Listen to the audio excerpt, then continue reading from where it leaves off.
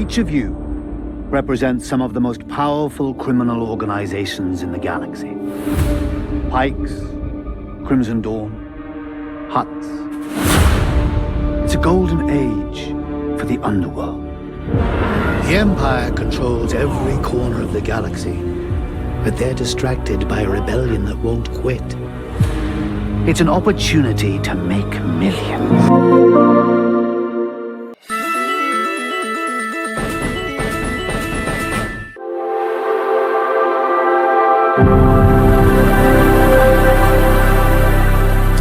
Hello there, and welcome to episode 92 of the video game podcast, Between the Joysticks. I'm your host, Nick, and I'm joined by my co-host, John. Now, John, did you have anything to bring at the beginning of today's episode? You're an asshole. You're the worst. I was going to ask you, too. Like, are you going to surprise me with anything? Nothing? No. I don't think I don't think about it. I literally come into this going, okay, Nick's going to talk about some bullshit. Yeah. I'll respond to that bullshit, and then we go into the show. So no. I just like even on the spot, like, huh? Yeah. You don't want to talk about that Hades technical test you saw 2 seconds of today that's been airing on the YouTubes and Twitch? Yeah, I mean, I'm not an off the cuff guy, Nick. I mean, it's cool. Like, Hades 2 showing up on Twitch right now, which is really, really cool. I personally don't really want to see much of it at all. It was cute. Nick kept opening it up on my screen, and I kept closing it. I opened it. I saw, yep, there it is. That's what it looks like. I saw Hephaestus is a thing. Thought that would be the case, and we'll go from there. But no, I don't need to see the game in less than pristine form. Just take my money already. Exactly. I will be there minute one. I will be there. I will probably take time off work for it. I can make that promise without seeing anything else. So Okay. So you keep your nose out of my shit, Nick. All right. And then the other thing I just wanted to quickly bring up is that the upcoming release of Ghost of Tsushima Director's Cut on PC coming May 16th will be the first game in which you can earn trophies on PC. It will have its own interface, and so you can buy games on PC, PlayStation games, and you can technically platinum the game again. Why is this not being spread around more? Like, when you showed that to me today, I was like, "What? That should be bigger news, right?" It's not like gonna shift the landscape of the video game industry, right? But like, anytime anything happens with PlayStation in the PC space, I feel like it's newsworthy, and it's just weird. Yeah, it's weird. I didn't see anything. I think it's just the more and more lead up to probably pretty close, if not day and day, PC and PlayStation releases. Yeah, they're building towards that. Every single time they talk about PC, they seem more and more cozy with it. You know, we had that report of PSVR 2 going PC. These first party games coming closer and closer. So yeah, I think we're approaching a future pretty closely where PC is this space that lives for everyone. It's the best of everything. The best and the worst, though. I feel like they'll get like some good stuff, but then like all their ports are broken as shit still. So true. you gotta pick your poison. Yeah. All right. Well, that's all I got because we have a packed show. Unlike last week, we only had 3 things last week, but today we have a full house here. A total of 6 things. So let's get into it. This is how the show works. John and I both bring up the 3 things to talk about. It can be a news item.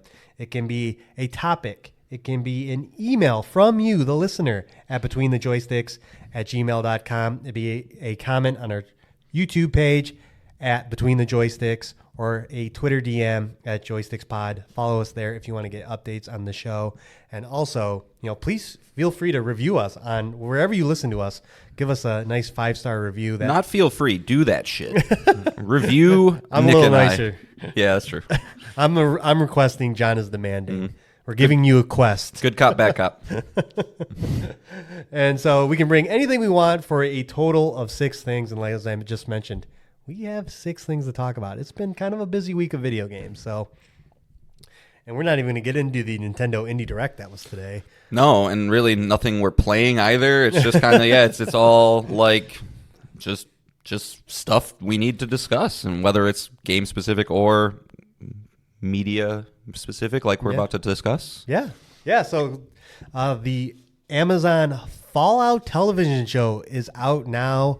All 8 episodes. You can stream the entire show. The internet seems to be very favorable on it. It's currently sitting at an 8.6 on IMDb. But before we get into the show itself to give our thoughts on it, let's kind of give just an overview of this franchise because it's up there. It's one of the bigger franchises in video games, one of the bigger RPGs. So this franchise debuted with Fallout 1 in 1997 by Interplay.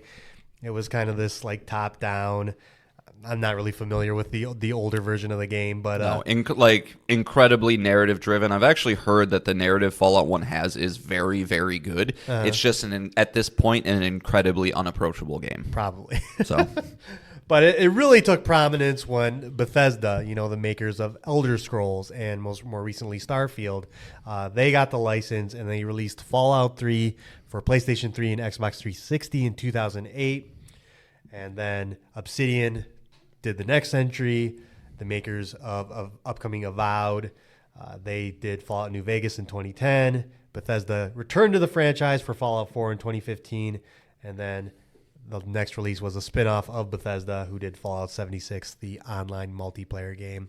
And basically the premise of all these games is it's the nuclear apocalypse. Mm-hmm. And you kind of, it seems in every one of these games and in the show, it always focuses on a vault dweller, someone that grew up in a vault, which is an underground, base, secure from the nuclear fallout, the radiation, the enemies, the raiders, the mutated animals, and for whatever reason, there's always a reason why you have to come out of your shelter and just traverse the world.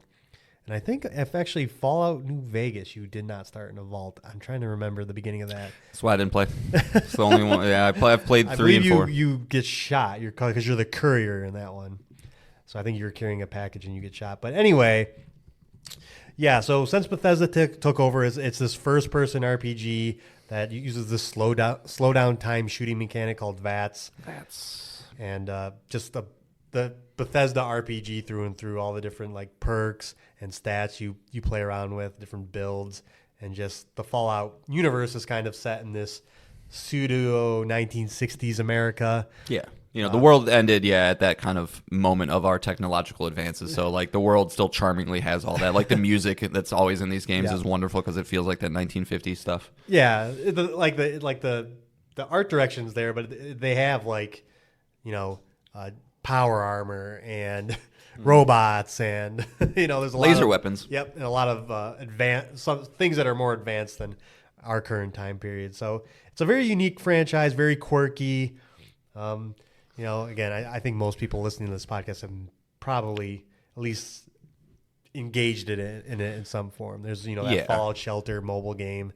That's I would argue at one point it was probably one of the top, most recognizable, highly regarded franchises in video games. Fallout 3 for me was that first, oh my God, I can go so many different places and ways. Like Oblivion was kind of that first, but like Fallout 3 specifically was that like, holy shit, I didn't know video games could be this way. And it was like that for a long, long time. It was really until The Witcher 3, I think, came out where like the Bethesda formula of open world nature just kind of got trumped. But like, man, in 2008 when Fallout 3 came out, like this game, it was really hard to put down. And for a long, long time, I would consider Fallout 3 probably one of my favorite games ever until I kind of, my taste grew and I got a little bit older and things like that. But really, really special franchise that I think is the 1-2 punch to Elder Scrolls that caused Bethesda to be who they are today. So. Sure. Yeah, it was built on this. Yeah, you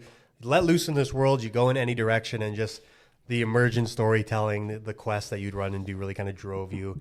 And then the what was the other point I was going to make that I just had a giant brain fart. My bad.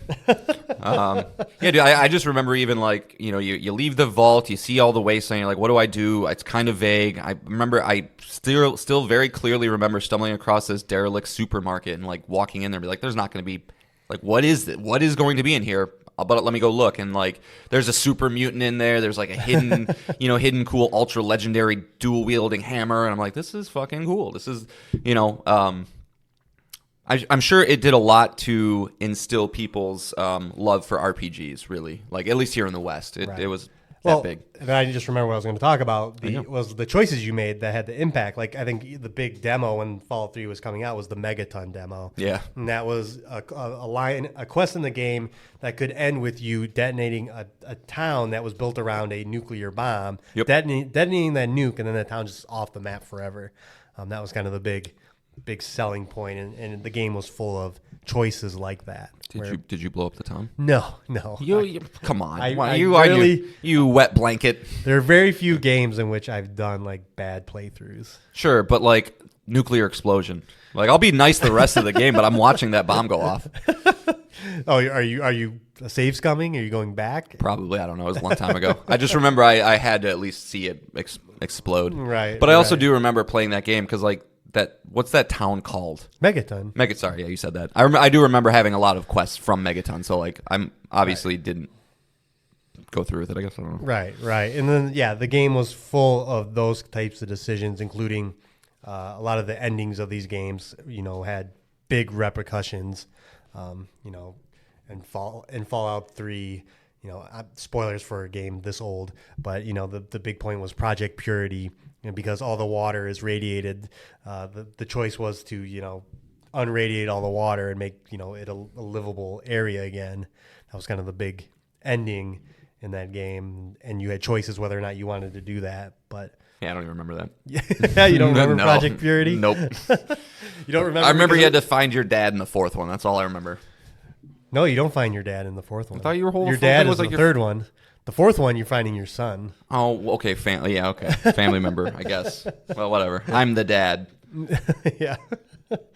But I obviously we heard a little bit about it. I was going to go with your history of Fallout. So you've played 3, New Vegas. I've beaten 3. I've beaten 4. I dabbled in New Vegas like for maybe an hour, but Who did you side with in 4? I don't remember. Oh. See, this is Isn't that funny how it just that and also this goes into how you and I play games. It's like I'm not focused. I just want to level up all my shit and sneak around and do stuff, hack stuff. But if you can maybe refresh my memory, there's the Brotherhood of Steel, the Okay. Institute, Okay. because it was all about synths. Remember Okay. the fake androids, Underground Railroad, Brotherhood of Steel, the Institute, and there was a fourth one. I think Maybe I they- maybe- sided maybe- with the Institute. I think. Okay, I don't know. I say that very non-confidently. just curious. Yeah.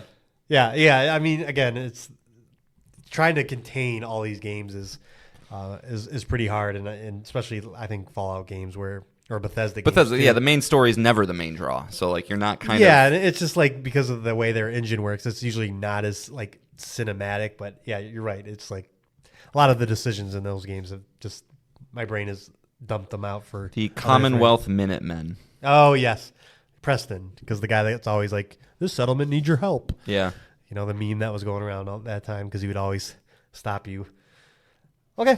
Well, yeah, I've played Fallout 3, Fallout 4, Fallout New Vegas, and I think for Fallout 4 I did all the DLC as well. Did you? Nuka World, Far Harbor. Did you get you didn't get the platinum, right? Because you had to do that stupid settlement No, thing. and I was playing on Xbox then. Oh, so, fair. So, You chum.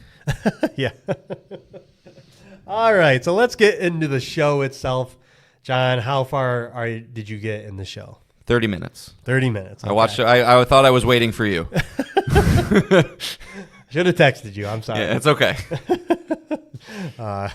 I watched up through episode 5, so Okay. I've seen the first 5 episodes. But John, what were your early impressions on the first 30 minutes? Sure. So, And fun fact: did you know this show is brought by Jonathan Nolan? I did. He directed the yeah. first 3 episodes. Yeah, Jonathan Nolan, who obviously Christopher Nolan's brother, but wrote a lot of his stuff early on in Chris's career, and also shepherded Westworld, right? Like that was kind of his Yep. thing. So obviously a good person to have attached to your project, and that's kind of where I want to start. Is that from the moment this show got announced, being attached with Prime, I didn't have high expectations for it, and it's been kind of a roller coaster. Ride in terms of how excited I was for it because the trailers made it look very, very good.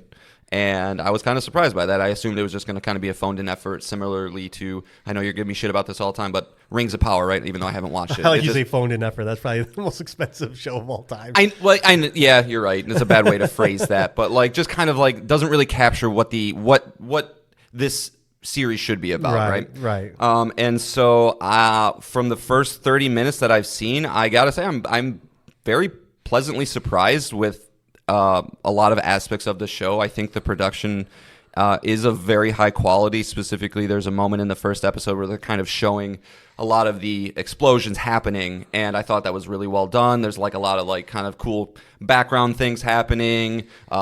Shows the end of the world. Yeah, and just in a well done way. And I think they did a good job kind of showing off the vault dwellers in the beginning. There's a high level of violence that I've seen, which like might not seem like a draw, but at the same time, like this is a post-apocalyptic world. Like shit's not great. So it is a staple of the franchise. Yeah. It's slow-mo head explosions and stuff. So, I was pleased to see that there. From the little bits I've seen of the lead, I think she's very charming. Ella Purnell. I remarked to Nick when we were watching, I was like, damn it, I don't need another celebrity crush. She's just got the big doughy eyes, and she's gorgeous and does a great job from what I've seen. But, at the same time, I can't speak to any of the overarching narratives. I can't speak to, really even Walton Goggins' character, who's, plays the ghoul, right? The noseless ghoul. Him from Justified, from a lot of things. He's one of those everyman actor that you've seen in a couple things. But so, I want to watch more. I'll have to figure out how I'm going to do that, whether I want to try and rope my wife in or not. That's always a fool's errand. But, people are high on it. Like you said, 8.6 on IMDb. It's like 148th best show of all time, according to that. So, I don't know. It's a little high. Yeah. And that's kind of what's interesting is like we work with some people that have been watching this, and they speak very highly of it. Friend of the show, Nick, who I'm sure is listening to this right now, very, very much likes it. So, I guess I'm kind of curious more from what you said, because if you've only done 5, that means you stopped. I did stop. And we'll see. Maybe I will finish it, because I heard very much like the Twisted Metal show that it ends on kind of very fan servicey, as kind of gets really to what very recognizable places in the video games. Megaton. No, they're not Megaton, because this takes place in LA, it's the West Coast, so Fallout New Vegas is very close to this. Sure. But no, I watched it, and again, Ella Purnell's great, and it kind of is a story of the 4 leads, which is Walter Goggins' ghoul. There's this Maximus, who's a Brotherhood of Steel character, and then Ella Purnell's brother, who goes into more of the creepy things that happen in these vaults, which is also a staple of the franchise, is that while these vaults were nuclear shelters, they were also experimenting on the people in the vaults in different ways. And that is a staple of the franchise.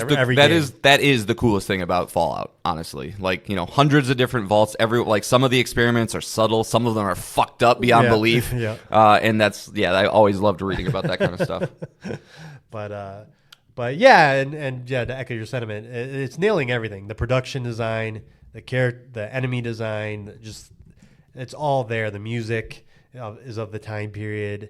It's nailing all of that. I think it just spends too much time meandering. Okay. A lot of walking around, a lot of getting distracted, which again, people are probably like, well, it's a Bethesda game. You don't mainline the quest. You get distracted along the way, and you're right. The next time you get back to the quest is in 25 hours from when you got distracted. But for a TV show, it's just like, get going, right? Have something happen, and it's an hour episodes too, so it's like it's a bigger time sink than like the Twisted Metal show was and other shows. So it's just sometimes I wish it was paced a little bit better, because some of the cuts are very weird.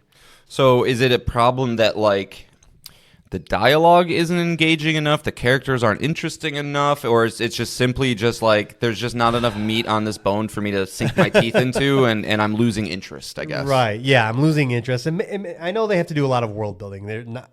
I know most people probably watching this are probably well, maybe not most, but a good chunk are the fans, right? The people that know the material, and then they have to make it approachable for, how many Amazon Prime subscribers there are, but there's quite a few, over 100 million. And so, yeah. So you got to get people, you got to do a lot of world building, but yeah, I just thought it meandered a little too much, and certain characters that were interesting get killed off a little too fast. But yeah, so I got through episode 5 and I was like, do I want to waste my time on this anymore? Okay. So you say it's kind of, you might get back to it, or I don't know. I heard the last episode is like foul fan service up the ass. So maybe all the people who were able to binge this show, got through that last episode and like, holy shit, I can't believe where this show's going. I'm so excited. Yeah. And that's fine. And I do think a lot of these shows do take a while to get building. I'm watching Shogun right now, and I really didn't think it hit its stride until episode 7. And then I was like, okay, this is a top tier show. Yeah. So, that's pretty normal, especially for first seasons of any show. Even the first season of The Mandalorian is kind of iffy until the end. It kind of finally catches, it's going. I think that's a weird problem that I do run into every once in a while with shows is I judge them a little too quickly and maybe don't give it the, respect it deserves. Because Breaking Bad, for instance, right? Breaking Bad is my favorite show of all time by far. And I think season 1 is great, but I can understand somebody going through that and be like, I don't need to see much more of it. But you would be you are doing yourself the biggest disservice doing that. So, anytime a new show comes out, and maybe you get this vibe from me, I almost never jump into it first, immediately, right. Because I just let me see where this is going. How are people receiving it after the fact? Is there even a season 2 or 3 to follow up with and make it worthwhile? So yeah, I've always had a hard time jumping into Last of Us was easy because I knew what that was. But other than that, man, Succession has turned into one of my favorite shows of all time. That was another one I waited not until season 4, where I was like, okay, now people keep talking about this shit. Yeah. Maybe it's worth it. Yeah. And not saying Fallout is going to fall into this. From everything I hear, it's at least you got to make the decision for yourself, right, whether it's going to be for you or not. But it's at least, I will say, my favorite thing about the entire response of this show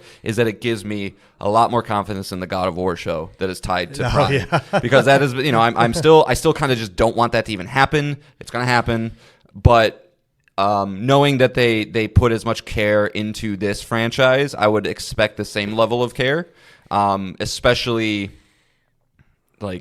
just with the high level of quality that those games have always retained. There is no.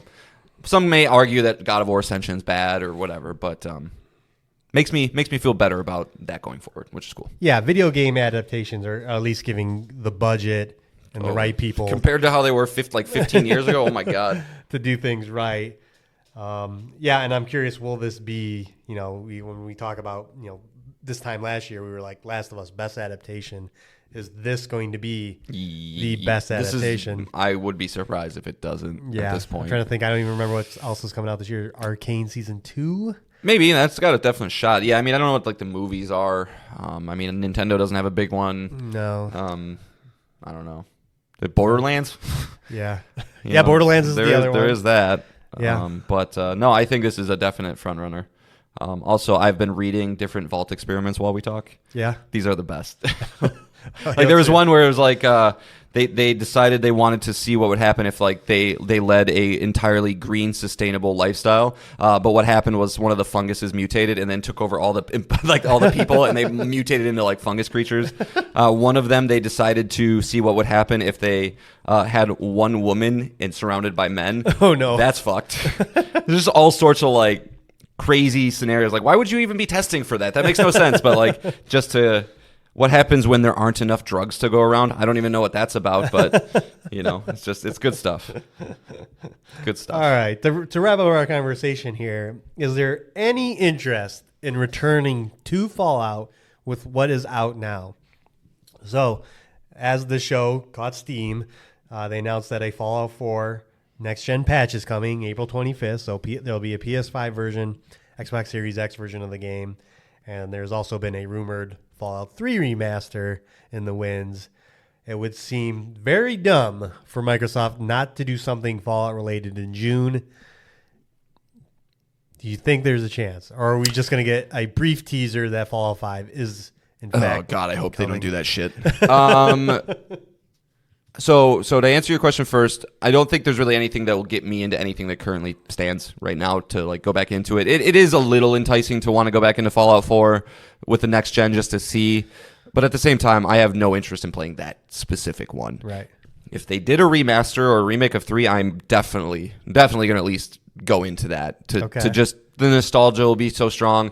I'll be. I know. I was just about to say I will be nervous with the quality of life / just datedness of it, and so that is a concern. But like, I don't know. I feel like that's also like one of those games that even when it comes out, if I just add it to my collection. It's there. It's always there. Like it's that level for me at least. But the show's not pushing me to like, seek anything out right now. Though. Right, and again, they're Bethesda games. So if we had no interest in playing Starfield, it's like I'd go back to this game and be like, oh right, this is why I didn't play Starfield. It's because this stiff animation and all that stuff. It's got all of that, but at least it does have the singular organic world that you can kind of... Because like, true. That was That's always true. one of the big things I heard is that the idea of the fast travel system, just going from planet to planet, negated any of the sense of exploration that you get from a Skyrim or Fallout. So at least you'd have that a little bit. But yeah, it'd probably be one of those that I go, I'm so excited, I don't want to play this. But I'd still probably buy it. Sure. All right, let's move on. We mentioned it last week. You probably saw it and then listened to us talk about it. Is that Star Wars Outlaws got a story trailer. First things first, it is coming this year. It's coming August 30th. That's really soon. Yeah. That's great news. That puts a lot of credence that there is going to be an Assassin's Creed game this November, I bet. They'll have something. Yeah. That's a high high likelihood one. Good prediction. They'll have something. Pretty good. But feeling great about the date. The story trailer, introduced us to the multiple gangs of the underworld. The Crimson Dawn, who you may have saw in the Solo movie. Jabba the Hutt. Everyone's familiar with him. The Pikes. It kind of goes into this world and it kind of has like a heist setup. It looks like you are in debt and you need to clear your debt. You are going to put together a crew to pull off a big score in the Star Wars universe. And initially that sounds very exciting for a story premise. Sure. You're basically a female Han Solo is the gist here. But unfortunately in the trailer, the voice acting, the writing, and the animation, a little suspect. Yeah. Yeah, I mean, that's, I'm going to let you take all the narrative shit with this. Like, this isn't my thing. But my question to you, Nick, is post this trailer, post some of the information that's come out of this game, which are you about to get into? Yeah, we'll get into into so I'll hold my thoughts then. Yeah, I mean, so I have no really thoughts on the narrative. I'm probably going to skip this game. Like, it's not even really something I'm going to entertain, I think. But yeah, why don't you get into like the controversy, because that's what I actually I do want to get about. into. So it's the Game Informer cover as well, and the Game Informer gets a little bit into the gameplay itself. They got to play the game, and basically similar to what we talked about with Judas, which is coming next year, is you can curry these gangs. You can do favors for them. You can do missions for them, and that will increase your rep. And the bonuses of increased rep is like access to newer shops, the better deals, better equipment, and then they'll help you in fights if you're attacked in the open world and they're nearby. They'll help you out and stuff like that. But at the same time, you can also get a negative reputation with these other gangs, and then that leads to the opposite of all that.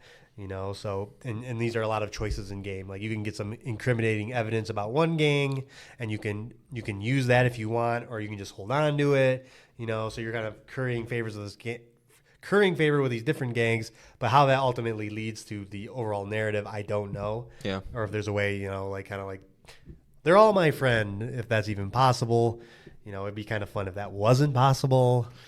It would be weird if it was. I mean, like, if you're just thinking about it from a Star Wars gangland type thing, like, nobody's ever all friends. That doesn't. Well, they do mention like you'll be charged with infiltrating these gangs as well, and if you can do it perfectly stealth, you won't take that reputational hit. Oh, okay.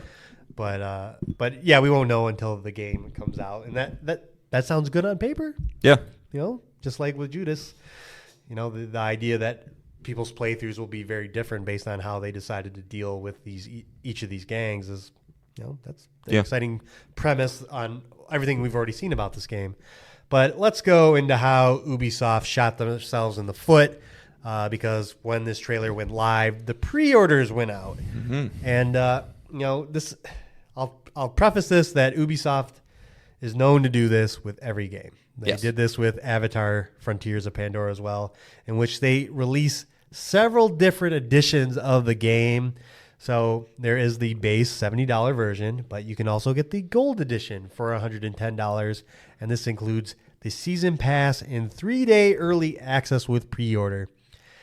$40 for a 3-day early access, and whatever season pass is coming, it will get as part of the season pass, you get a day one mission for Jabba the Hutt unlocked. And we'll get into that as sites misreported on that. But also there was the Ultimate Edition as well for $130. And you get, again, access to the season pass, 3-day early access. And then you get the Rogue Infiltrator bundle, which is cosmetics. And then you get the Sabak Shark bundle, which I believe they have Sabak. They have a card game in this as well. We'll see if it's better than Queen's Blood. Not likely. But, it's, Ubisoft has a stink to it, unfortunately for them, because I don't know why they got singled out for these practices. We saw it last year with Starfield. Again, that was a day one Game Pass game. So people pretty much paid $30 to get the early access and the season pass. But this drew a lot of hate. Even on other subreddits, including the Star Wars subreddit, this was, when you got either close, the upvotes, the comments are near equal, or comments are above upvotes, shit ain't right. Yeah, that there's a lot of downvotes happening, and people are not happy with these practices. But so, John, what do you think of this? What do you think of these two versions of the game that give you early access and season pass? First off, I always find it funny that Ubisoft charges more for their games at launch and then cuts the prices faster and sharper than anybody else. It's just a fun, like, who is buying these editions at launch? Streamers. Yeah, that's true.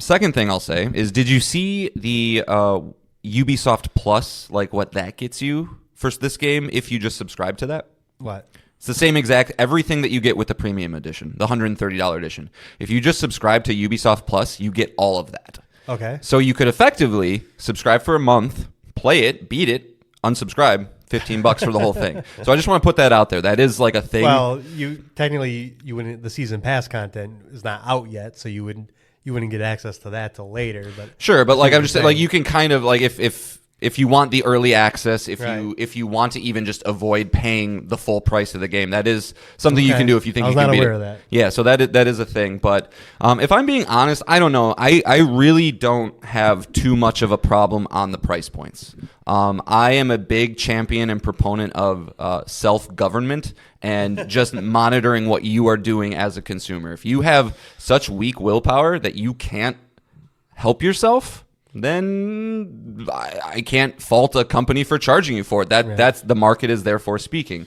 I would urge everybody out there who is like that to just think like, can I wait 3 fucking days? Because then you're gonna get more reviews, more people playing it. You're gonna have a better experience overall, most likely. You're probably not gonna get the best product you possibly can if you buy it early. So I really don't have a big problem with the pay structure.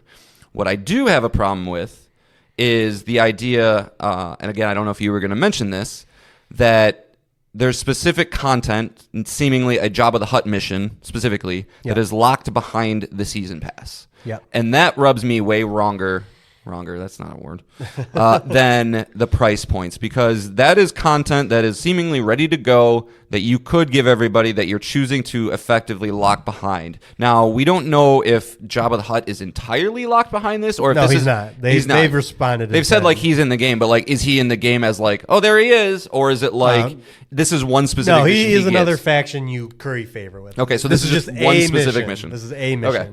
Either way, I still think that's like just there's no reason to do that type of practice. And I have a bigger. Yeah, is it worth the bad press? No, not at all. That's why I don't understand. I mean, you know, EA did the same shit when Battlefront 2 came out and like put Vader as this unobtainable thing. It's like obviously people want to play as Vader. Like anytime these companies kind of just fuck around with that type of stuff makes me annoyed. So no, am I surprised at the price points? No, like you said, because they've done it in the past. That doesn't really bother me. Just have a little bit of self accountability and you'll be fine. It's funny because that locked mission is such a 10-year-old practice. Like there was this big push to drive pre-orders and day one editions. Harry Potter did it of games. Yep, Harry Potter did it. Yep. Yeah, so it's like I see. I know where you're coming from. You're kind of why is this game getting shitted on more than others, right? And yeah, it's the Ubisoft angle. It's the Star Wars angle. I know that's one that you don't see a lot because you love the Star Wars. What do you mean by the Star Wars angle? Because people are tired and sick of Star Wars. No, I don't think that has any bearing on this. I do. On video game wise, Star Wars there's been one last year. Like it's not just video game though. It's the entire package. That's you're reaching on this one. No, dude. Every single person I've talked to outside of like the video games or the Star Wars and MCU fans, everybody feels the same way. I'm telling you, dude. I know this is where we butt heads more than anything else. But every single person who is not into Star Wars, yes, because I'll tell you personally, dude, because this is a Star Wars property, I am way less likely to give it the benefit of the doubt. Okay, that's fine, but that's you. That's yeah, and I mean, unless every single person I've talked to who's not a Star Wars fan feels the same. Well, you're talking very small sample size. If you're talking people you know, yeah, no, you're right. I mean, it's anecdotal evidence, but like, I also start to see what like. You see the Star Wars subreddit, people are kind of getting shitting about. Like, it's just...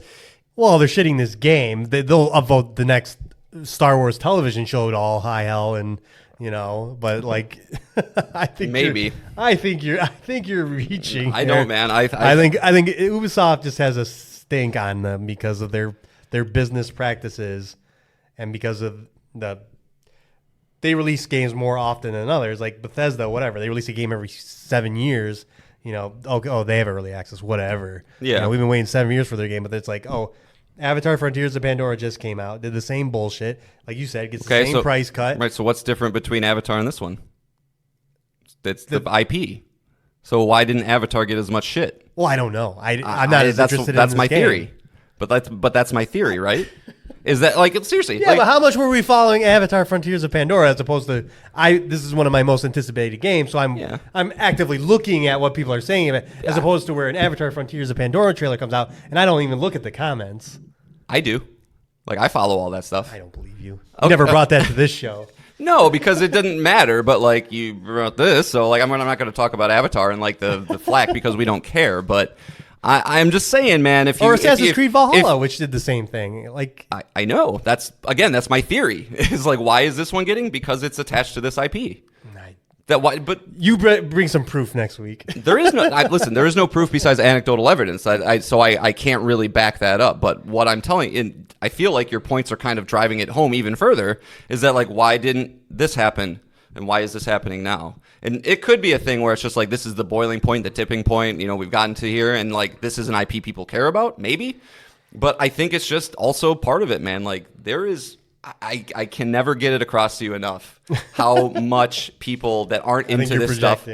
I don't, man, and I think you're being defensive of the IPs you love. And Marvel, I will admit, and Disney sees as much. There's no Marvel shit. Those two are tied by the hip. No, every time I listen to anybody talk about the MCU, they inevitably bring up Star Wars immediately after. Every single time. So if you consider I've never one, heard of Star Wars fatigue yet. Oh my, what? There's no movies. They haven't had a big pop culture movie. They've had Disney Plus shows, and that's it. Yeah, every single year we got Mandalorian 1, 2, 3, Book of Boba Fett, Andor, Acolyte. Yeah, a show is much different than a movie. I don't think so, man. It's not. People complain when when the big blockbuster movies are 10 comic book movies. Sure, but when there's no Star Wars movies at all, I don't think there's a difference between if they're movies, TV, or video games. I think those things are so incorporated into pop culture nowadays. I don't know, dude. You spend your time talking to Jeff and other people about Star Wars. I don't even care. Yeah, I know a super fan. I'm not basing my opinion on the super fan that I know in my life. Then what are you basing your opinion on? I'm basing my opinion on that it's Ubisoft. That's all I'm saying is it's Ubisoft. But then why didn't Avatar and Assassin's Creed and all the other examples you've had why haven't they? Again, I can't. If I have to go and look up my point, I will. I will see Avatar's launch or the first reveal of Avatar, their story trailer that ended in pre-orders. I'll look at the comments on that story, and maybe they'll be the same. I'm just saying, I don't. Avatar's Frontiers of Pandora wasn't my most anticipated game of last year. Right. Star Wars Outlaws is my most anticipated game of this year. Right. So I specifically go to specific subreddits to see what people are saying about it. Didn't go to the subreddit for Avatar to see online comments what the fan base thought of the Avatar game. Maybe they said the same thing. I don't know. Yeah, and I mean, it's also a much larger, Star Wars is obviously a much larger fan base, right? So you're just going to have more people that are going to chime in about it naturally. Right. So, and it's internet comments. They're going to be mostly negative anyway about anything ever. Yeah. I mean, but I don't think Star Wars is why this game is not as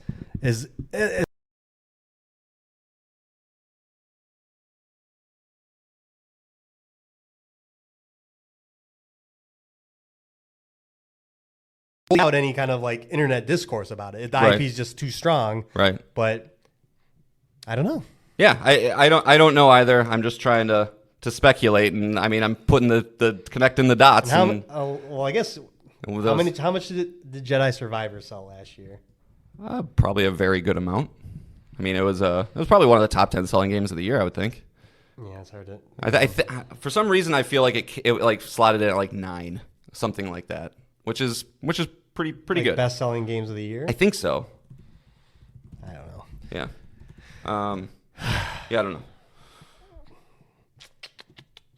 One time we didn't do a video edition of this one because I wasn't feeling well, and then now John just really gets me fired up about. Yeah, I did.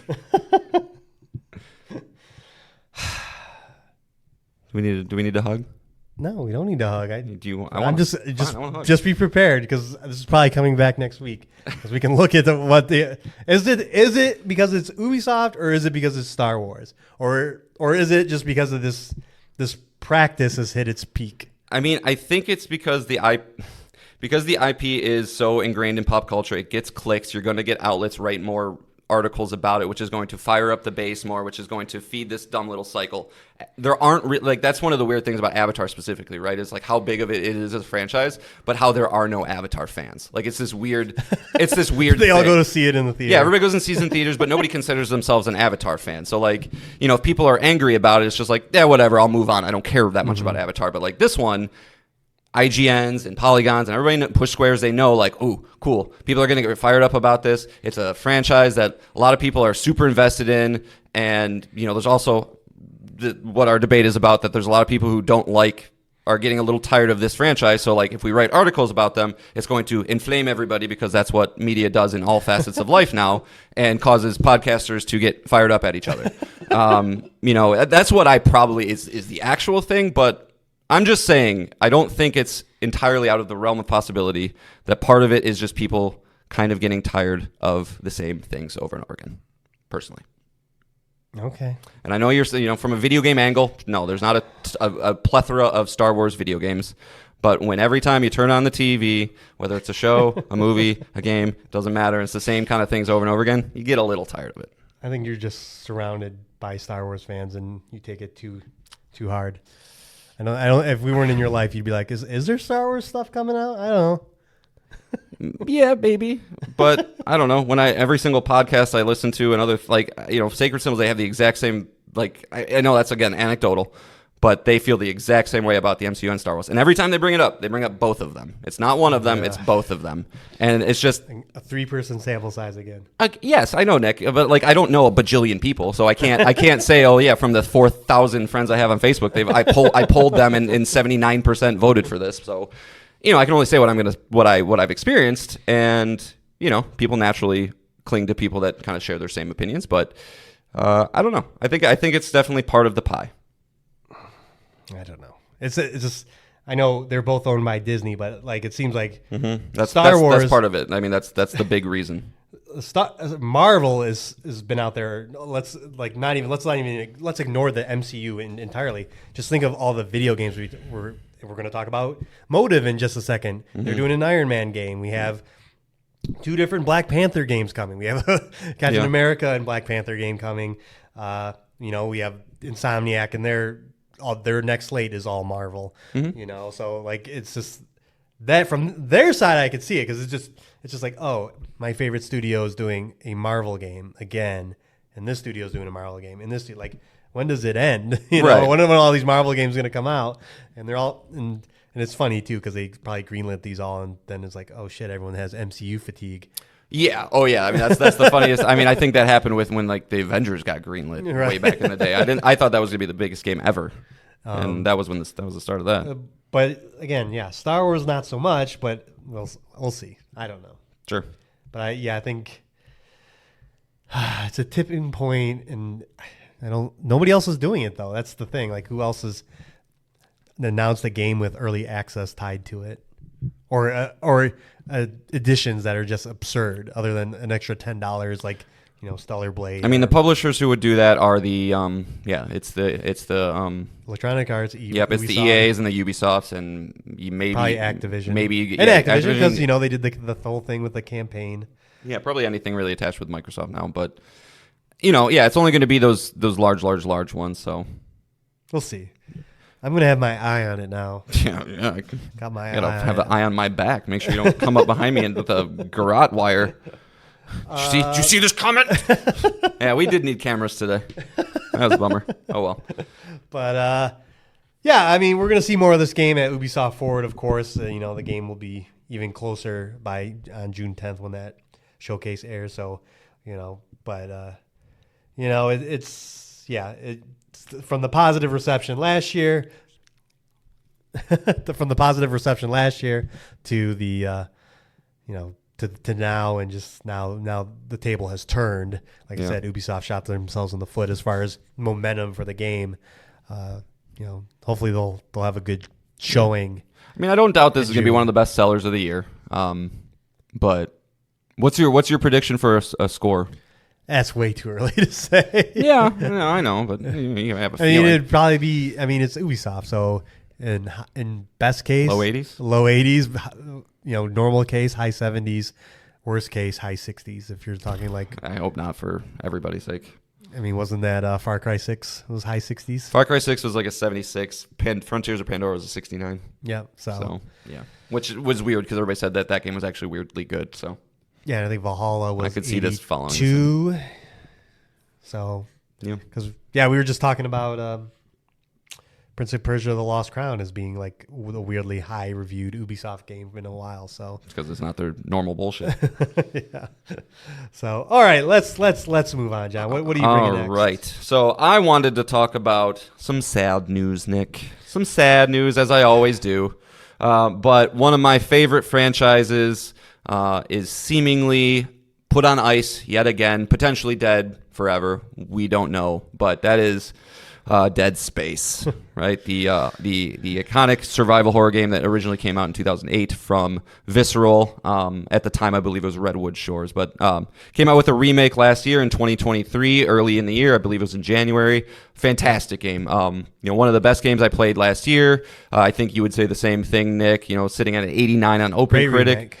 Everybody who played it, was a big fan of it. But unfortunately, there's a lot of news coming out that seems like due to the lack of commercial sales, there is not currently any plans to pursue the franchise going forward. So pulled a little clip here from GamerRant.com.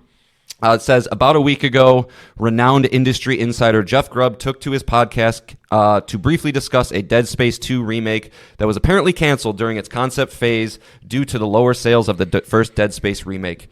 This report stated circulating around the usual outlets, resulting in EA quickly responding to that to the quickly responding to IGN to say, "We don't normally comment on rumors, but there is no validity to this story." Grubb then shot back at this, and several other well-known industry voices, such as Jason Schreier, stated that his own sources mentioned that there was, in fact, a new Dead Space entry in the concept phase at EA after the first remake's release, but these concepts apparently never made it too far. Regardless if this is true or not, it seems that it is on ice, and that is a bummer. Now, Nick, I know your favorite game in this series was 2. Yeah. Were you expecting a second one to get made, and how did you feel with this news? Was it like, oh, bummer, or was it like... It is a bummer. It's a shame that this franchise, which is very good, it can't find new life either in... Because Jason Schreier said it wasn't going to be a remake. They were pitching a new game, so he kind of refuted what Jeff was saying, that they were pitching a new idea for a new entry in the franchise. But yeah, I'm bummed either way. I would have either way I would have been happy. I think Dead Space 2 is excellent, but I wouldn't lie if a brand new game would be even more exciting. Yeah, a new story. I was hoping it was one of those scenarios where Motive is going to remake it, get familiar with how these games work and all that stuff, and then put their own effort forward. But yeah, and I think a lot of it had to do with the fact that Resident Evil 4 remake was released about 2 months after this one, so I think there was just a ton of people who were probably waiting for that one. It's easily the more famous game, easily the better received, more popular, all that kind of stuff. But I just wanted to give a little special shout out to Dead Space here because in my opinion it is probably the best survival horror game ever made. Iconic weapons, iconic villains, iconic suit, iconic location. Everything that went into that game was fantastic. And I had an idea, Nick. What do you think about Sony figuring out a way to do a Dead Space VR? Would that simply be too scary? Because I was like, man, that would be perfect. You could because depending on how you have your gun positioned, you could cuff limbs. There was that Dead Space Wii game. They used the Extraction, I think. Yes, good call. That would have been incredibly smart. That franchise would have been great in VR. Yeah. I wonder if this is something that could they could potentially sell the IP to somebody to I don't know. I would just hate for this IP to languish in EA's backlog just forever. Yeah, well, it was weird because before even Dead Space came out, we got the announcement that they're working on that Iron Man game. Yeah. So it did seem like the writing on the wall was Dead Space was probably, unless it was just a straight remake, and they were deciding to put a small team on that Dead Space was going to be on hold anyway after the game came out. I mean, I would imagine EA probably has the resources if they're like, okay, cool, it worked, double the team, whatever. We right. need to, because we'll give it that. But yeah, because I will say one of the most disappointing things that kind of came out about this was, as you mentioned, there's an Iron Man game being developed, but they said in this article that the EA Motive is going to be used to work on Battlefield. So I'm a little confused what is happening there. My feeling is there is a Battlefield game this year, and it's all hands on deck to get it. Get everybody out there. To get everyone working on it and to get it to release. Capitalize on Call of Duty being shitty last year. Yeah, and just, unfortunately, DICE and Battlefield just don't have the best launch reputation. Yeah. So... That's a good call. I mean, have a small group of teams keep pushing on Iron Man, whatever you got to do, but get everybody else that's just kind of not grunt work because nobody really is a grunt in this industry, but except for QA testers. But yeah, get them working. But it's sad, man. I was hoping to replay the second one because I don't remember shit about it, or at least get something new in the franchise. But for the time being, Dead Space has been cut off at the knees. We'll have to probably just hope for the next round of remake cycles, whether that's 15 years from now, we'll just be like, oh, it's time to go back, depending if everybody's creatively bankrupt still. Well, yeah, what does EA have right now? Have they released the game this year? EA is such a weird, I never can think they're of... publishing Tales of Kinzura. I can never think of the EA family. As easy as I can think of almost any other one. Well, it's but they are doing Kinzura Zao. Yeah, well, I mean, because they used to have good studios like Criterion, who did Burnout, and I think that name still exists, but it's not What are they working on? Probably Battlefield. Criterion. Were they bought by 2K? No, I think they're... Who did 2K buy that was a racing team? They bought somebody. Fuck. Who did they buy? Racing team that EA bought. Just Codemasters. Codemasters. Thank you. Okay. But as far as like EA's like release schedule, like big releases, they have their annual, of course, but No, BioWare carried most of that for a couple of years, right? Where it's like if the BioWare comes out, that's the tentpole game of the year. They started sucking. You got Respawn. You know, if Respawn releases a game, that's their big one. They did. They released the game last year. And now you got DICE. So yeah, Battlefield and couple small things. Yeah, I mean that's the thing about them is they don't college care. Football. They don't care. They have college football this year. Yeah. But that's all I got, Nick. Unless if you had any final thoughts on our beloved Dead Space, I just wanted to. I mean, I think we were pretty spoiled to have it come back at all. Yeah, to be honest, but it was the. I am surprised how soft that sold. I would have thought that like from either the sect of people who loved it back in the day, which I belong to, or the high review scores that would have got me, or I don't know, something word of mouth. It never caught on. Yeah, it kind of had. I mean, last year was a busy year, but not when it came out. It was January, so yeah. Like I said, I think people were just probably going like, yeah, I could buy that, or I could just play Resident Evil 4 in 2 months. But when you have a busy year, the tail... And Callisto Protocol is right before. That's true, too. But on a busy year, I mean, the tail for your game is, like, cut right off. You know, it's like, if in, say, Black Friday in November, are you thinking about Dead Space in January? Or are you thinking about... Baldur's Gate. Baldur's Gate and... Starfield. Spider-Man 2 and, all the other millions of games that came out. So, but, yeah, no, as John and I have mentioned, them working on Battlefield is even more of a bummer than them working on a Marvel game, right, John? Yes. Yes, actually. Yes. Yes. All right. Well, let's talk about something a little more upbeat, a little more chipper, a little more happy. Sure. And this thing I was actually pretty happy to see, but the I initiative, which is something brand new. So on a new conference engine. Yeah, we don't need more of them, but like this one, I'm gonna give a pass to because I love what they're trying to do.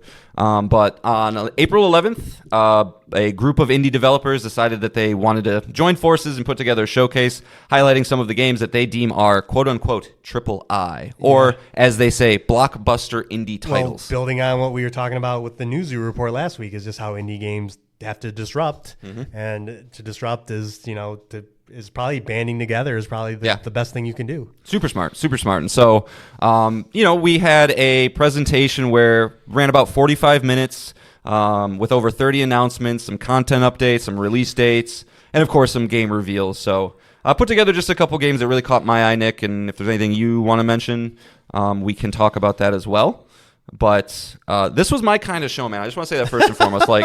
Like if this were a genre, which I don't think it's a genre, but like blockbuster indie titles, yeah, that's all I ever want. Like Hades 2 and Neon White and these bite-sized games that aren't huge on surface level, but if you give them your time and your effort, and Dave the Diver, right? There's a lot to love about it, and it doesn't feel as intimidating as good as Rebirth is right now, and I'm loving it. It's just still so intimidating, and it gives me a little bit of a queasy belly. So, so the group that talked, included Evil Empire, who did the Dead Cells DLC, Thunder Lotus Games, who did the wonderful Spiritfarer, and who's coming out with 33 Immortals? Yeah, we've seen it a few Which times. looks kind of like a cool game. And then Megacrit, who makers of Slay the Spire and many others, but they just showed off some shit. Yeah, so let's hear your highlights. Again, just joining us, John is the indie guy, so I am the indie guy. So yeah. If he's saying look at it, you should probably look at it. So first off, probably the biggest game that was announced, and well, it's not my cup of tea really. I did enjoy the little bit I played of it, and I know people are super pumped for it. But from Megacrit Games is coming Slay the Spire 2, which is a sequel to a deck builder in which you build your hand, fight monsters, try and climb a infinite tower, the Spire, of course. And people fell in love with that game. It was. You can choose one of 3 classes. Each class kind of has a different modifier for what the cards do. So I think it's going to be definitely another case of more of the same, but it's going to be new classes, and I think the people who enjoyed the first one, it's a slam dunk, obvious winner. I'm sorry. Did you say you played the first one? I never beat it, but yeah, it was one of the phone games from Netflix. So that was an easy way to do it, and I think I did buy it on Switch. I never beat it. I did a couple runs. Because it seems up my alley, you know. It definitely seems up your alley. I'm honestly surprised. Right, I'm going to wishlist it now. It probably is on PlayStation Plus Extra. I think it is. Yeah, you should definitely check it out because it's very high quality. I'll make a note. Yeah, I'll add it to my backlog. Speaking of a topic later. Yeah, there you go. So that's the big one. Another big one is Vampire Survivors. It's finally coming to PlayStation, folks. Very, very popular game that's been on PC for a couple of years now. Made its way to Switch, made its way to Xbox. It's like the only game I can think of that chose PlayStation last or whatever. However that works. But finally coming to PlayStation with some awesome Contra DLC. So they showed us some different weapons and things that you can use. And for those who don't know, Vampire Survivors is basically an auto battler where you just move a character around, pick up things, kill incredible amounts of enemies on screen, and it's the most. You brought it to the show. Oh yeah, it's the most dopamine thing I've ever played in my life, and so kind of excited for that one in the sense that it's going to be super cheap. Like it's probably going to be $2, $3, $5, something like that. Yeah. So it's an easy buy-in, high quality game, but like if it has a good trophy list, it's gonna scratch it. I am loving one of the things I love about these indie games, even though they're not specifically my thing, is they seem to get all these they pair with other licenses all the time. Yeah. So you got Vampire Survivors with Contra. We have Dave the Diver and Godzilla, and other games. I think what was the game that did Castlevania? Dead Cells. Dead Cells. Yep. It's cute that not only is these indie games making these great games, but other publishers controlling huge brands, Godzilla, Castlevania, Contra, in the gaming industry, are just like, yeah, we'll work with you. Yeah. We're a good match. Contra and Vampire Survivors, that's no brainer. Well, it's a great segue, Nick, because I also wanted to talk about there's a free update to Risk of Rain 2. While this is just an update, that is a very popular, not roguelike. Yeah, it is a roguelike. Very popular roguelike, but it is getting a Dead Cells crossover. So you get Dead Cells characters, some Dead Cells weaponry. Nothing crazy, but Risk of Rain is it's either for you or it's not, and that's a cool little crossover. Next, I want to talk about a game that you showed me, and I was like, yeah, we have to talk about this. Dino Lords. Now, I know you know the answer to this, but when you think of the name Dino Lords, you're like, what could that possibly be? Well, would you be surprised if I told you it's a traditional medieval city builder and tower defense RTS? Except for one twist, the enemies ride around on dinosaurs. And it looks very, very, very high quality for what it is. Great looking graphics, kind of pixely, but not quite. You'll know what I mean when you look at it. But yeah, just the idea that you're building a base and all of a sudden this dude charges through with a Triceratops and he's riding him and you're like, what the fuck am I going to do with this? Just a very nice little mix up to a franchise that's been around, or not a franchise, a genre that's been around for a long, long time, going back to like the Command and Conquer days, things like that, Warcraft days. So, if you're into those kind of things, if it's well done, could be kind of a little sleeper hit. Anything to say about Dino Lords? No, like I said, it looks silly. Yeah. I liked its silly nature of just a Stegosaurus with full plated armor on was gave me a good chuckle. And then last game I want to talk about, Nick, is the Rogue Prince of Persia, which is done by the Dead Cells DLC team Evil Empires. And so this looks to be very in the same vein kind of Prince of Persia and Lost Crown. It's a side-scrolling, might be a Metroidvania type thing with a very, very stylized art style. But first off, these are my kind of games. And second off, what I noticed in this trailer that was super cool is it uses the background as a platforming mechanic. So if you're jumping across a gap, you'd be like, there's nothing there, but you can kind of almost bounce off the wall and or run up the wall and just use the different kind of mobility things that Prince of Persia is kind of known for, being very acrobatic, very agile, and right up my alley with the type of game, type of look that it has. What do you think of the art style? I don't really like it, if I'm being honest. It's very it's very soft and palette soft palette colors and not sharp edges and things like that. And if it's got good gameplay though, I'm fine. I can look past it. But yeah, that's all I really got. I just want to close out saying I love this idea. There are so many high quality indie games. that just don't get the shine they need. Anytime you go to the big shows, AAA is going to get the shine. It's going to pay the money to be in the spotlight. And the idea that some of these teams are going to come together and be like, you know what, well, let's showcase our ideas together and show what we have, because it makes me sad the amount of people that have played Neon White. It makes me sad, the amount of people that have kind of decided they want to check out something like Disco Elysium or Hades. And, these are not just great games. These are, in my opinion, the best games that exist out there. Not saying it's better than a Final Fantasy VII Rebirth. It's not better than a God of War, but it can provide you. I think you could say that. That's fine. You could, but and I might say that, but what I'm trying to say is that there is so much value here, and I'm glad to see an event kind of do that. So, and they're not as long. That's a big thing for me. Yeah, it's. If you like just finishing games, rolling credits, and moving on to the next thing, which I hate that I do, but I do, it's a good little avenue to cleanse your palate. So cool. Yeah. All right. Yeah. So let's move on to our next topic. I put the question to Twitter, and I asked you on the podcast last week that we were going to rank our top 5 backlog games. So currently I am wrapping up my time with Hi-Fi Rush. I have an opinion on it, which we'll talk about next week. But, going into what I need to play next, I wanted to know, how should I rank it? And what we'll do is we'll have John rank mine and I'll rank his.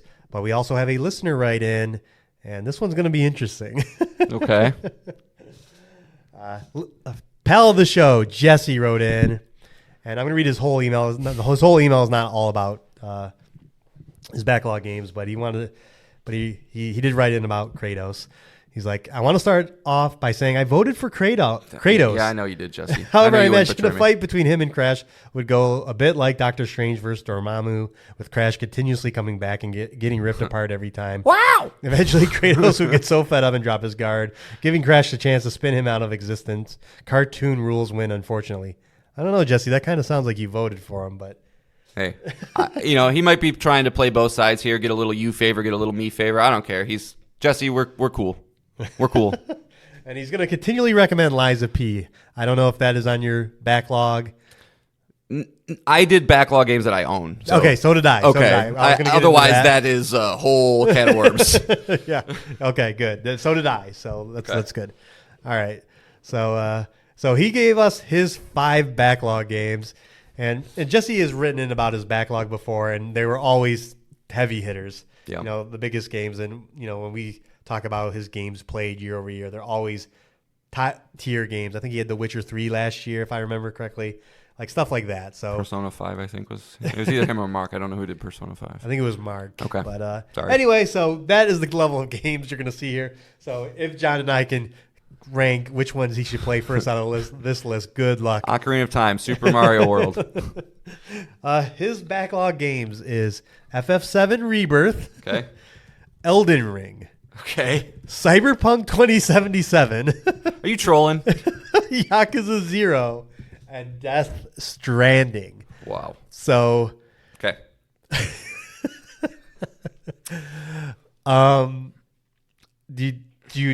Where should he start?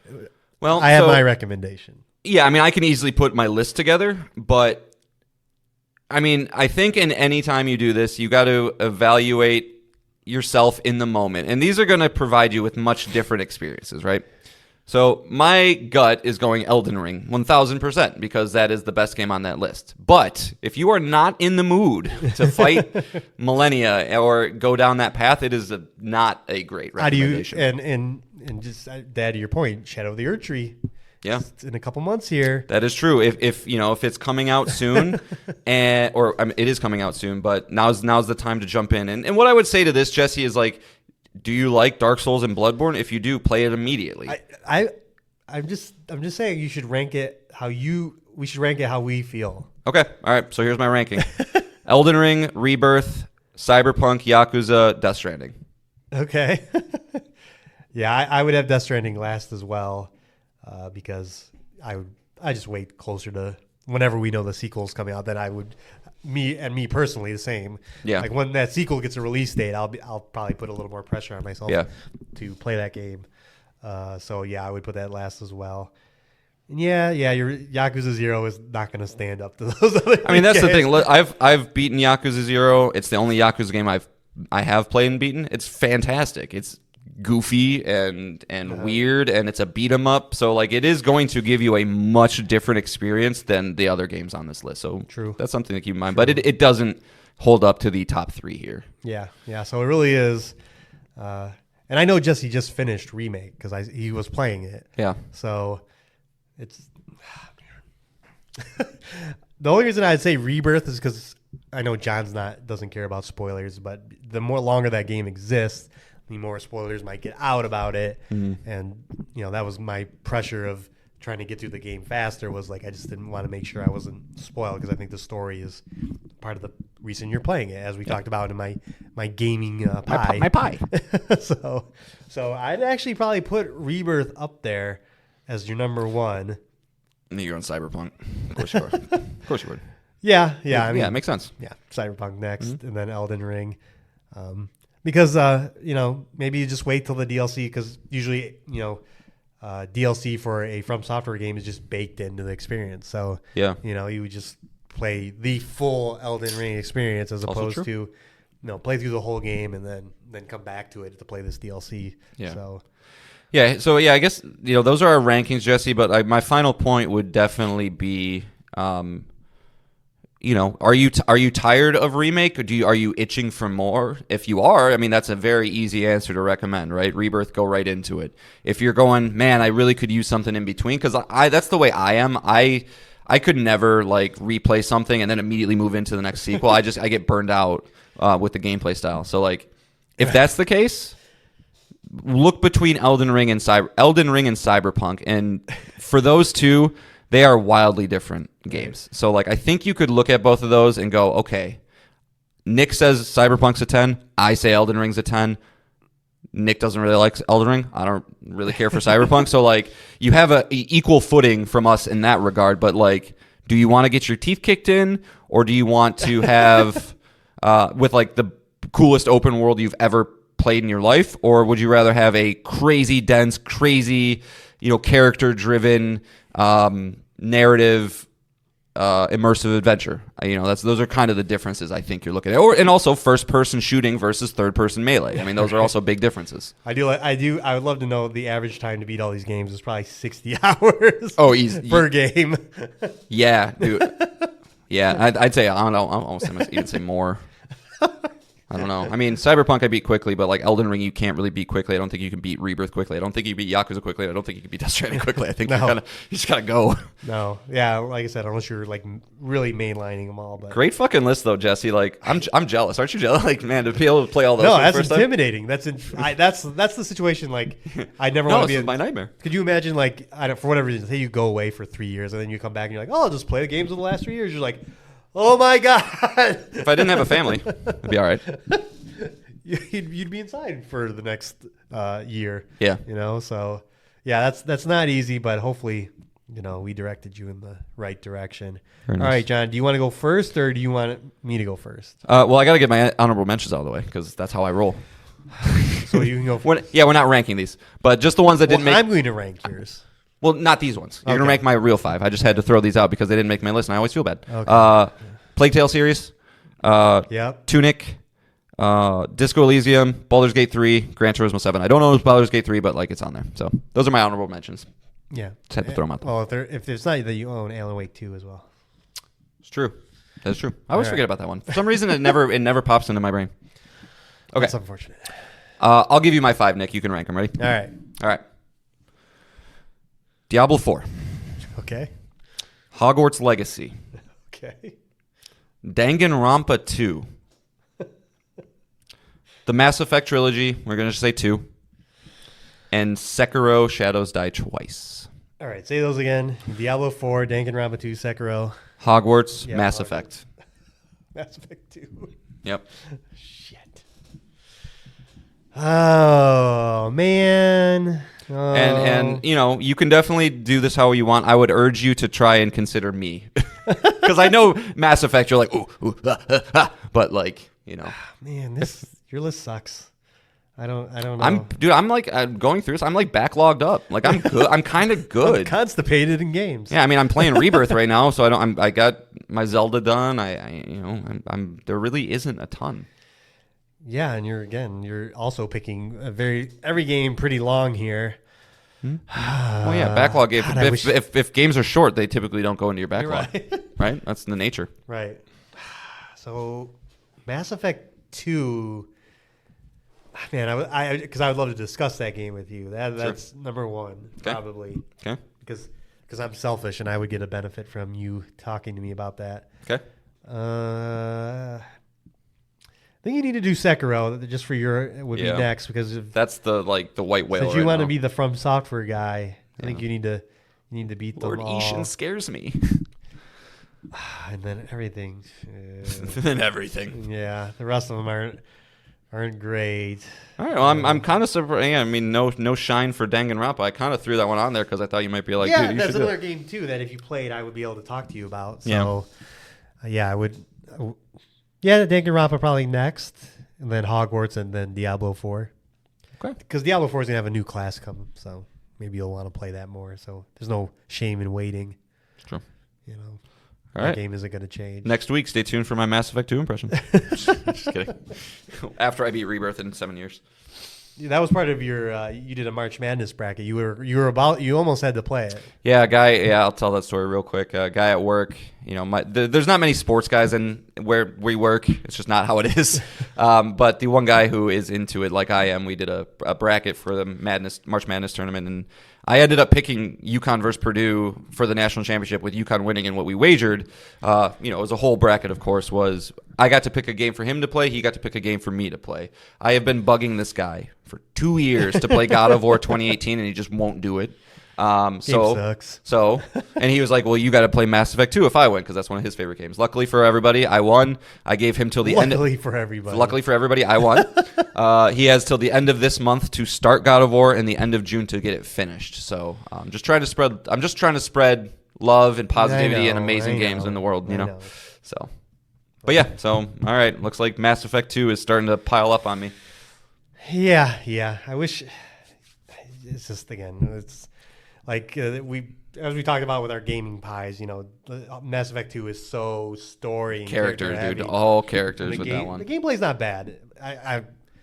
At the time, it might be different now that John's playing it in the 2024 lens. Yeah. But well, let me ask you this question: what percentage of your enjoyment of that game is finishing something, coming back to your ship, and talking to your crew?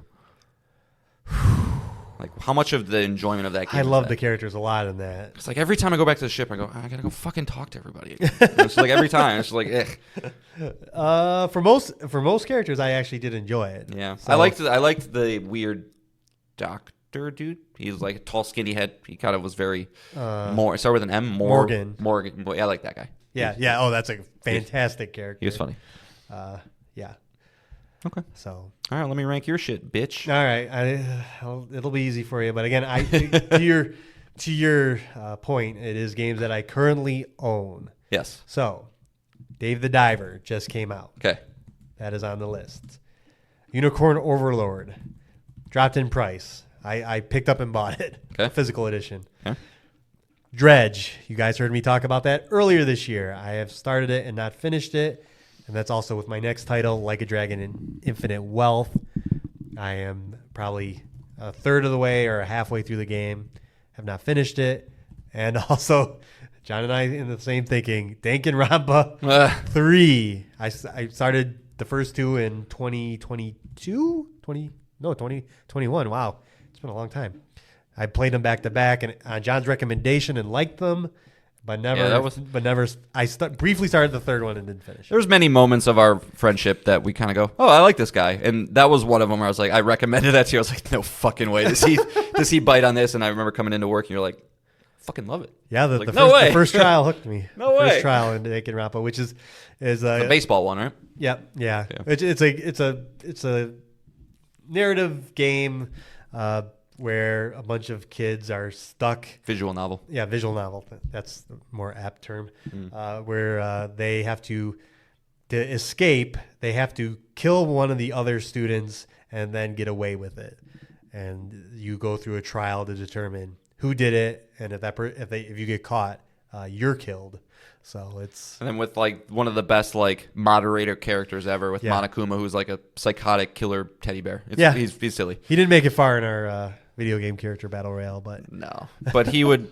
He's simply a fun dude. So, all right. So Dave the Diver, Unicorn Overlord, Dredge, Like a Dragon, Infinite Wealth, and Danganronpa 3. Yep. Okay. Number 1, easy. Dave the Diver. Yeah. I turned that on last night. It is just so good. I love that game. Number 2, I think should be Infinite Wealth. Okay. Just finish it. Yeah, I know you well enough to know that it's very unlikely for you to spend a bunch of money on a game and not get through it. And so this game will be hanging over your head, whether you like it or not. So I think it trumps everything else. And plus, you seem to really like it. It's just a lot, like every game nowadays. Yeah. Number 3, I'm going to say Danganronpa 3. I think, from what I've heard, it's just another great addition to the series, and you can finish off the series and nice and clean, and But again, that's one you have to be in the mood for it. So obvious caveat there. Then Unicorn. And it is very different from all these games too. Yeah. Again, visual novel. That's kind of why I put it on my list too. And then Unicorn Overlord. I think it's it can wait a little bit. It just came out. But I know you'll like it. It's vanillaware, so it's gonna be great. And then last I'd put Dredge. I don't know enough about it. The little bits I've played it, I think it's fine, but like Dave the Diver in every way is better. Yeah, and it doesn't really. Happen. It's not the same kind of game, but like I don't know, boat on a lake moving around. I'm in water. Like it's gonna kind of butt heads a little bit. So I'd probably put that one last. But yeah, Dave the Diver. Yeah, I knew that was coming. So. Yeah. Yeah, and it is the next game for sure. So Your list sucks too. what's up? Your list sucks too. No, it does not. I know. Mine had indie games in it. I beat all my indie games. That's the ones. Those are the only ones I beat. Cool. All right. Okay. Moving on. Final topic. Boom, boom, boom. This podcast is going by so fast. Yeah, what are we on? An hour and 15 right now? Well, I don't think we were expecting a shouting match about Star Wars. So you should expect a starting match about Star Wars. Yeah, I kind of should expect that at this point. All right, so for the second to last week of was this round 3, round 4, round 3. Yeah, round 3. We have the Dark Knight himself, Batman versus Joker, but not that Joker. Joker from Persona 5 versus, well, not versus, but then also we have Richter Belmont from Castlevania versus Fox McCloud himself. So I don't remember who chose. I would never do. What do you want to do first, Nick? We can do Batman versus Joker. Okay. I think that's the funner one. Would you like to start, or would you like to? Oh, yes. Oh, okay. Oh, yes. Okay, he's got a plan. Yes, Batman planned ahead like he always does. Yeah, well, I don't think he really has to plan ahead on this one because, Did you find a loophole? No. Yeah. Well, the interesting thing about the Persona series and Persona 5 in general, I guess actually I can't speak for the other games. I've only played 5. Is that the premise of that game and Joker's whole deal is that they find people that are mentally unstable at the very least, or they have issues, and they enter what is called, and when you're like this, you have a mind palace, which is like a ethereal version of your head and what you think of things. And the first mind palace is this volleyball coach who sexually assaults the female students, physically abuses the male students. This is a kid's show, dude. A really horrible person. So in his mind palace, he has a version of one of the main characters, Lady An. I believe she's in a bikini the whole time. Yeah, of course. And all the volleyball players, and like these statues. It's a love palace, basically. Where's this going? Well, who do you think would have the most messed up mind palace, if imaginable? I think it would be Batman. Bruce Wayne lost his parents when he was very young. It mentally fucked him up so hard that he came up with this persona of Batman. Again. Mm-hmm. And, if you were to go into his head, which has happened in the comics multiple times, it's a very fucked up place. Sure. So, so Joker is going to go into Batman's head and be like, oh my God. Get me out of here. Let me out. Yeah, exactly. It's not, his usage of fear, Batman's, prepared his mind and his body. He's the world's greatest detective. He's all these things. And then you're entering his brain. Yeah.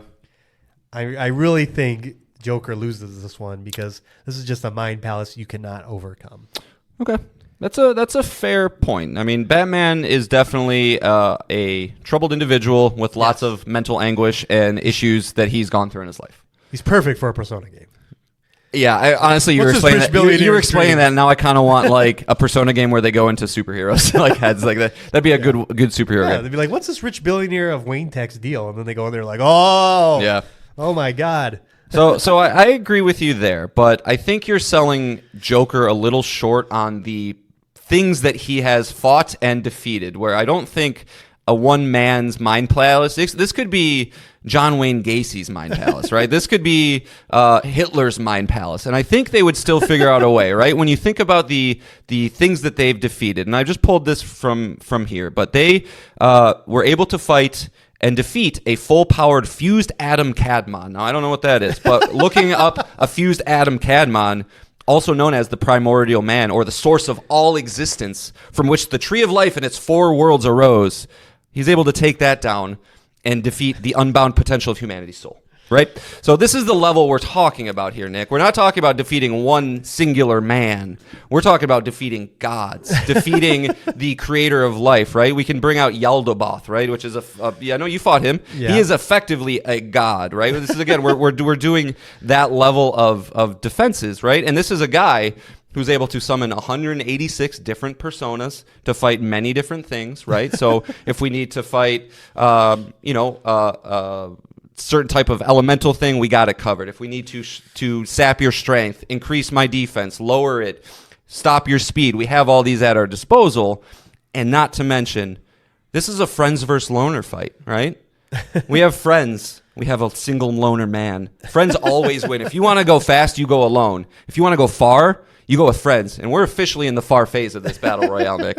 And so the friends aren't going to let the Joker lose. And I think despite Batman... What do you mean, my friends? Are you saying his companions? I'm just saying, like, they're going to be like rooting him on. And he's going to be like able to think of them and think of the people in his life that matter and use those to propel himself forward, while Batman is just a unfortunate mentally ill man that will have some strong punches, but and let's be honest here. You cannot compare Batman to Hitler and the other evil people, because those people are evil in the real world and evil in their brain. Okay. Batman should be evil in the real world, given everything that's happened to him. He hits a lot of people, but he uses that for good, and I just think that would since he's the way he thinks and the way he got to where he is makes his mind palace even more of a fortress. Okay. And I know I'm leaning on this, but yeah, I'm always leaning on gods, so it's fine. I think, and again, this is what Joker does. Take your heart.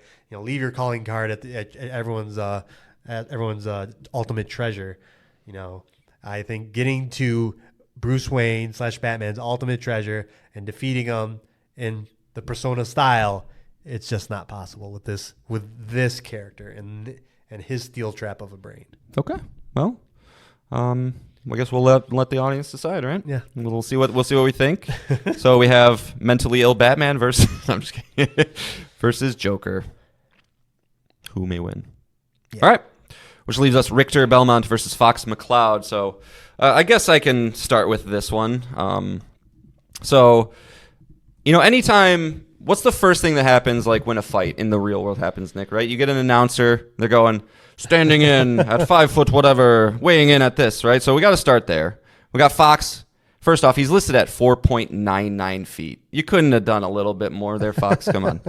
101 pounds, right? We got Richter Belmont, 5'10", 165. Not a huge difference, but maybe enough to like give him a little bit of a power edge, right?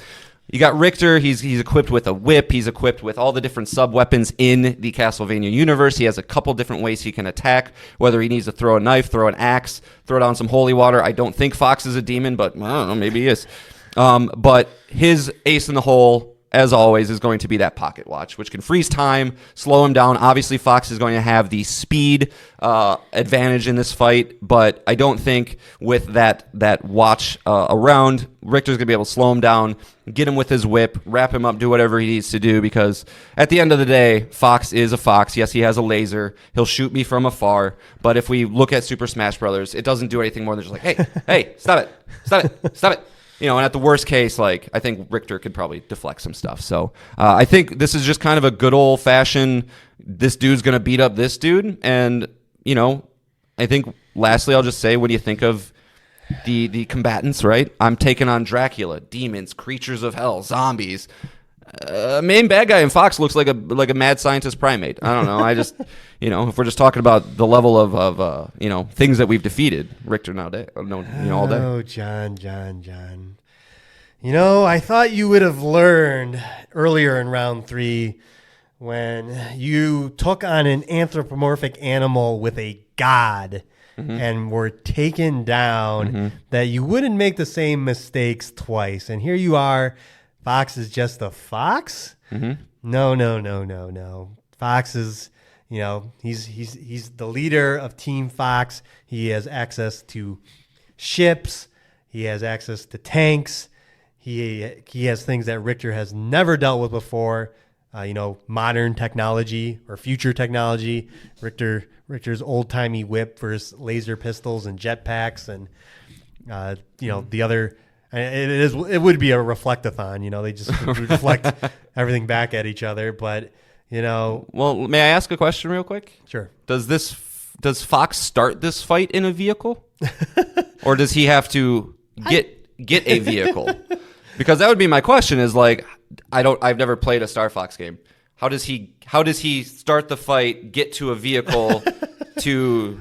It's open to interpretation, okay. But we could say that sure, maybe he would have to get to his vehicle first. Stopwatch, pocket watch.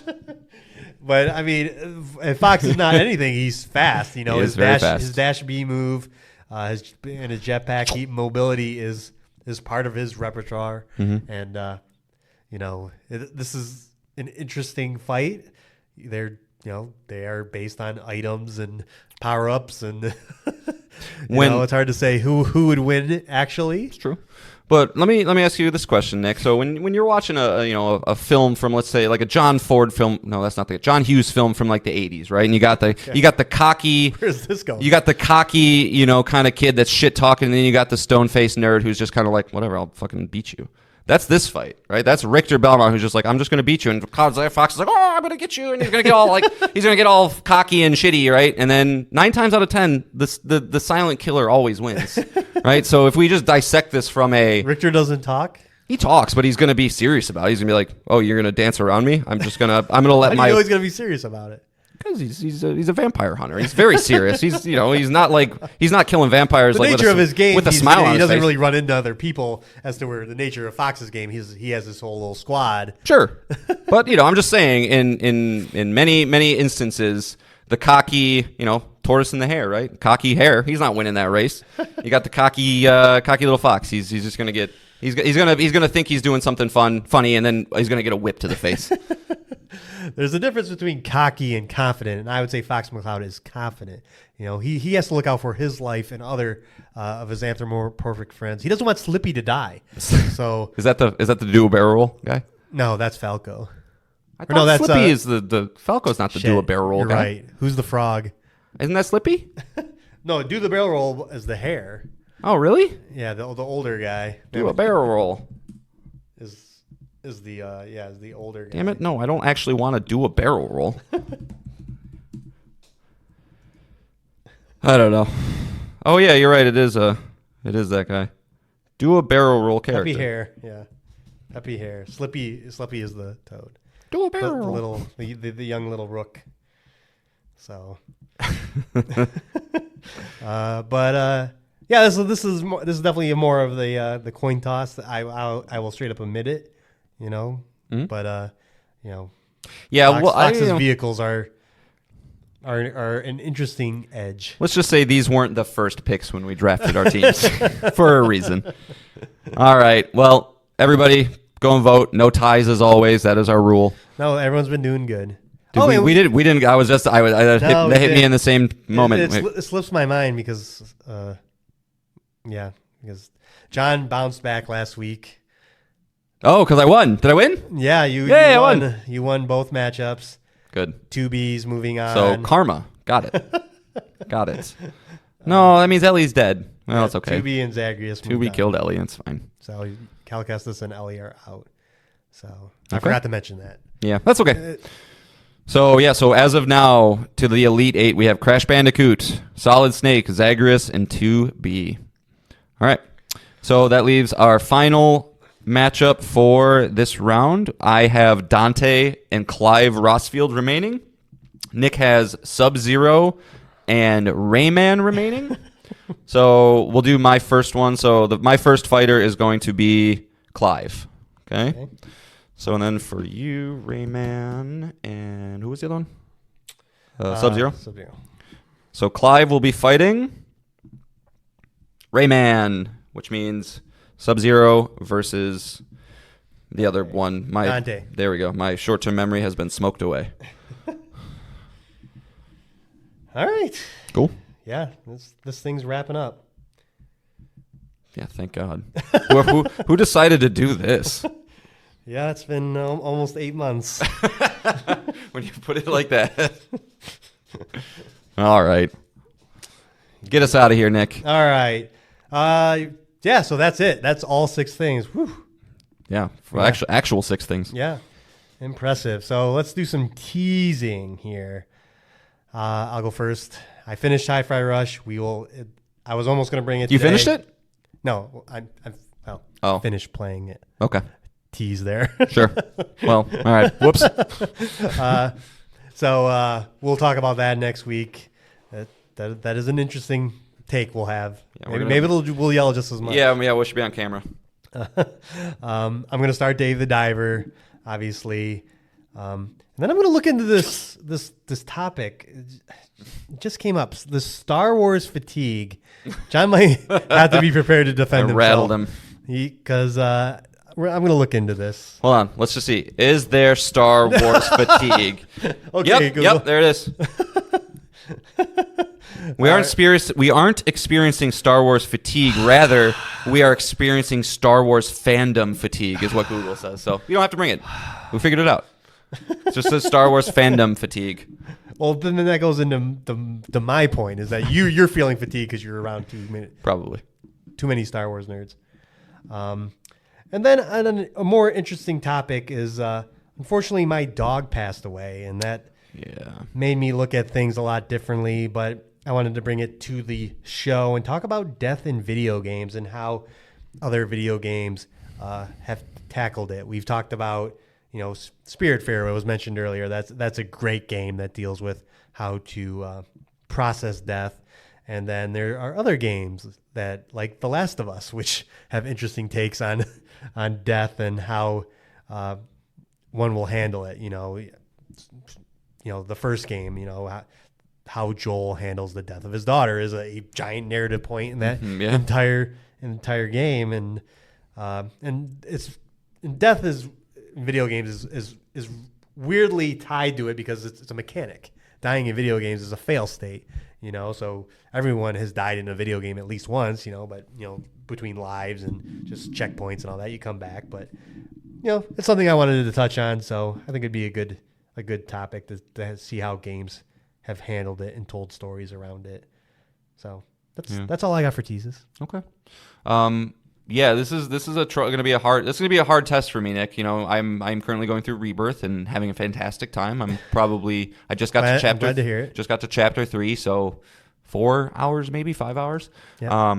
But like Dave the Diver, it's just calling me, man. I looked at the trophy list and it looks great, in terms of just like making it fun, but possible. Yeah, possible. So I'm gonna do my best to resist that, but I'll probably pop into it every once in a while. But okay. Well, I'm always up for like side games, right? Like playing one game and then be like, and it's a perfect portal. It's a perfect portal, right? Well, yeah, because Kylie, my wife, she's been doing like lately. She's just like, you have your portal. Why don't you come to bed? It's like, yeah, but it's choppy and like Final Fantasy, big. Come on, right. Like, come on. Right, so that might be a good little compromise. But yeah. What else? I don't know. I feel like I got a lot of my my kind of angst out with the III and the other talk today. Well, with Dead Space.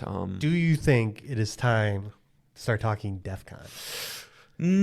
Not yet. Just because I think we all know it's going to be end of May.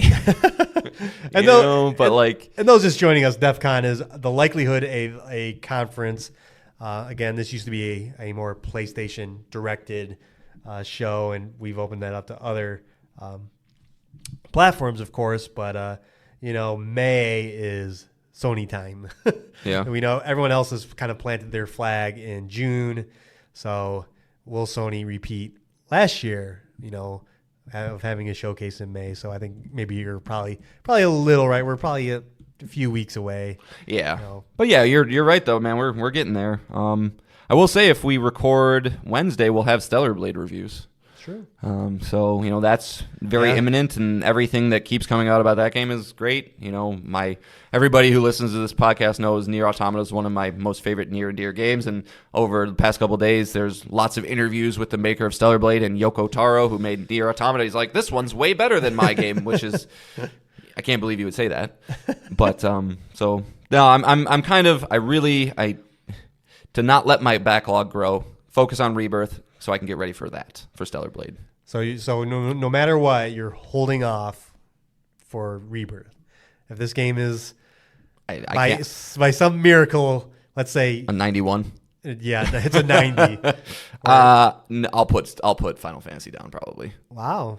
Okay. If it's that high, I mean that's always good for the show, right? Like you'd be playing the hotness. So yeah, I'd be playing the hotness. As long as long as it's not like, oh, this actually takes 50 hours to beat, and I'm just like, oh god. Like if it seems manageable, if it's not going to take me away, because I know myself, I know 50 hours for you is 2 weeks, 50 hours for me is 2 months, right? Yeah. So, but. I don't know. Yeah, we'll see. We saw that GIF of Stellar Blade earlier today of like the sword surfing. Yeah, down like a roller coaster. I was like, what the fuck is this? I think this game is like it's got all the hype in the world. It's got the protagonist, which is going to carry a lot of it for people, whether you want it to or not. But like, I think this game's also pretty open world, and like you see shit like that. I think there's going to be a lot of things that kind of just start coming in. I kind of really think the demo kind of did it a little bit of a disservice with how linear and earlier in the game it was. It might have. That if it does open up and it has this crazy surfing that we saw, and I think there are other vehicles in it. Yeah. From that gameplay trailer we saw at the State of Play. That disservice on one hand, but also it doubled the amount of downloads that Final Fantasy VII Rebirth demo did. So yeah. that game's gonna. I don't know. Curious. To be one of the more interesting stories of the year for a game, but other than that, no. I am continuing my place of this show to not bring new games to talk about or not bring anything. I rely on Nick for that, and I will just be here to get him fired up about Star Wars.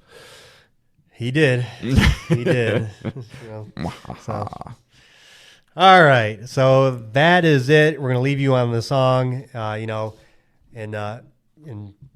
to celebrate all the good doggos in the world and the fact that Gourmet Gaming Final Fantasy VII Rebirth has some great dog soundtracks, two good tracks. That one is, we're going to leave you on a great track from Final Fantasy VII Rebirth called Stamp, which is a dog in the game. This is called the Battle Edit version of it, and this is from Mitsudo Suzuki and Nozomi Toki, and it is a jam. It is one of those random side quests in the game that just, what am I listening to? And it feels so good. Stamp. I haven't seen Stamp yet. Where's Stamp? He is in Juneau. Okay. So you'll run into him very soon. So cool. And then you'll be like, Is that where I'm heading right now? Because I went. Okay, cool. Yeah. All right, sweet. All right. Thank you for listening to this extra long version of our podcast. We apologize for being a day late, but hopefully the extra meatiness of this podcast makes up for it. If not, I'll fight you because Nick's dog is more important than this show. I appreciate that. And again, thank you for listening. Please review us on any platform that you're listening to us on. We appreciate that. And of course, we will be back next week with Up to 6 Things. Bye, guys. Laters.